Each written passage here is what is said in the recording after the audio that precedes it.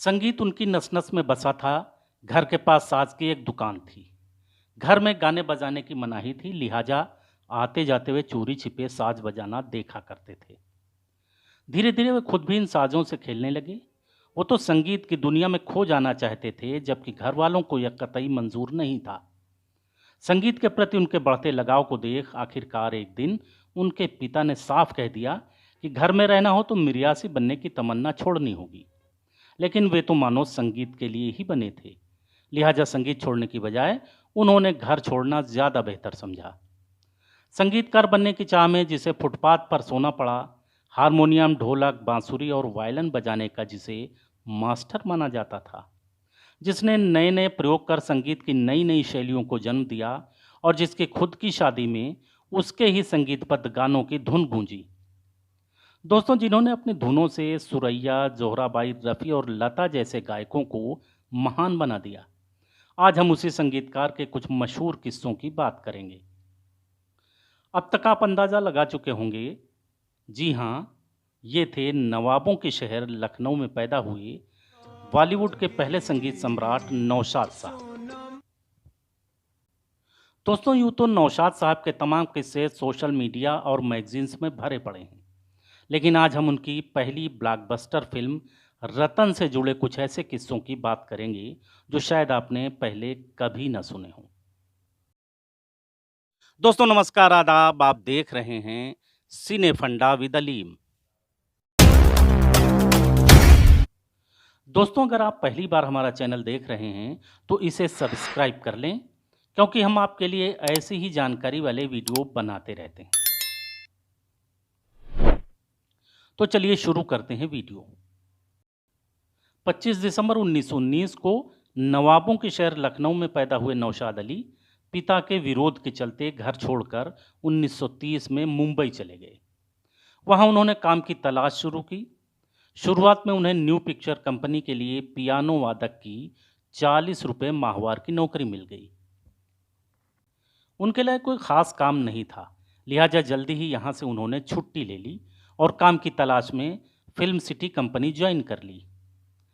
यहाँ बन रही बागवां फिल्म के लिए वे संगीतकार मुश्ताक हुसैन के सहायक बन गए, लेकिन यहाँ भी 3 फिल्मों का काम पूरा होते ही उन्हें रुखसत कर दिया गया। उसके बाद नौशाद ने रंजीत फिल्म कंपनी ज्वाइन कर ली और अपने दोस्त संगीतकार मनोहर कपूर के सहायक बन गए।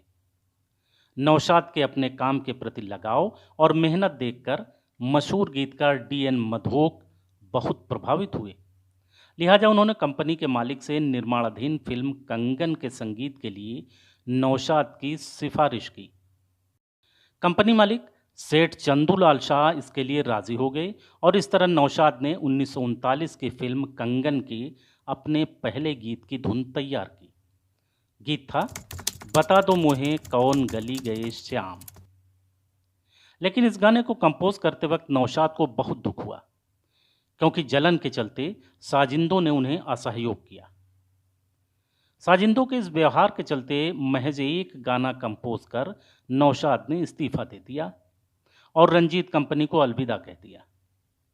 गीतकार डी.एन. मधोक उनसे इतना प्रभावित थे कि एक बार फिर उनकी सिफारिश पर साल 1940 में भवानी प्रोडक्शंस की फिल्म प्रेम नगर में नौशाद को बतौर संगीतकार रखा गया। फिल्म के संगीत में कई प्रयोग कर नौशाद ने जान डाल दी। उसके बाद साल 41 में आई फिल्म माला और इसी साल आई फिल्म दर्शन में उन्होंने संगीत दिया। हालांकि इन फिल्मों के संगीत में उनको कामयाबी नहीं मिली, लेकिन इसी साल आई फिल्म स्टेशन मास्टर के नौशाद की धुनों से सजे गीत हिट हो गए और फिल्म ने सिल्वर जुबली मनाई।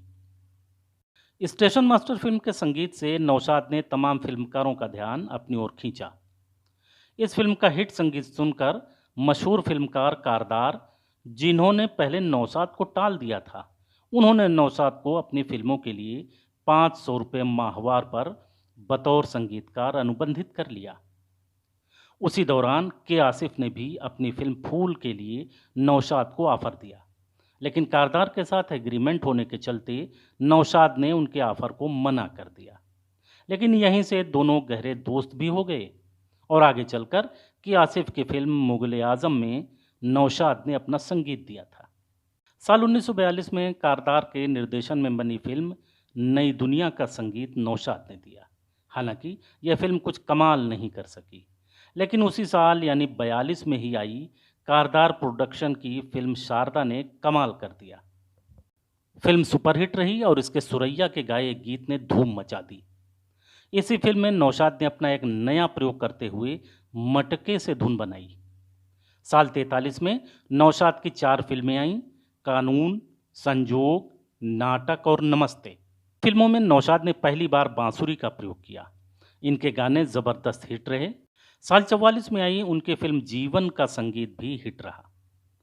इन फिल्मों का शास्त्रीय संगीत आज भी कानों में रस घोल देता है। लेकिन इसी साल 44 में आई फिल्म रतन के गानों ने तो धमाल ही मचा दिया। डीएन मधोक के गीतों और नौशाद के संगीत ने धूम मचा दी थी। जोहराबाई की आवाज़ वाला गाना आँखियाँ मिला के जिया भरमा के चले नहीं जाना, और करण दीवान की आवाज़ वाला गाना जब तुम ही चले परदेस लगाकर ठेस बच्चे बच्चे की जुबान पर छा गया। ऑर्केस्ट्रा और बैंड बाजे वाले इन गानों को प्रोग्रामों और शादी ब्याह के मौक़ों पर खूब बजाने लगे। इस फिल्म में भी नौशाद ने कई प्रयोग किए थे। सितार और बांसुरी का मिला जुला प्रयोग पहली बार इसी फिल्म में हुआ था।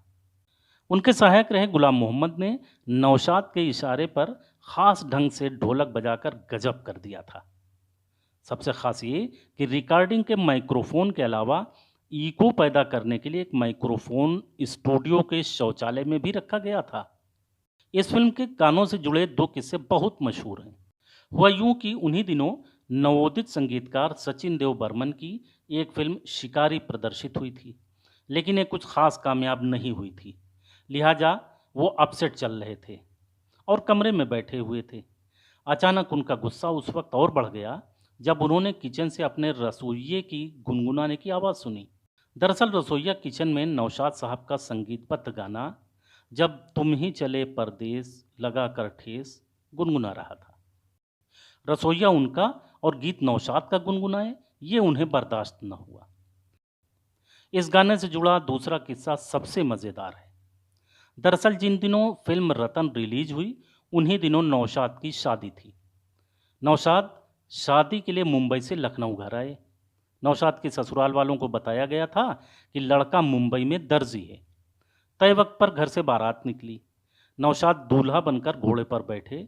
उसी वक्त बैंड बाजे वालों ने आँखियाँ मिला के जिया भरमा के चले और रुमझुम बरसे बदरवा गानों की धुनें बजानी शुरू कर दी।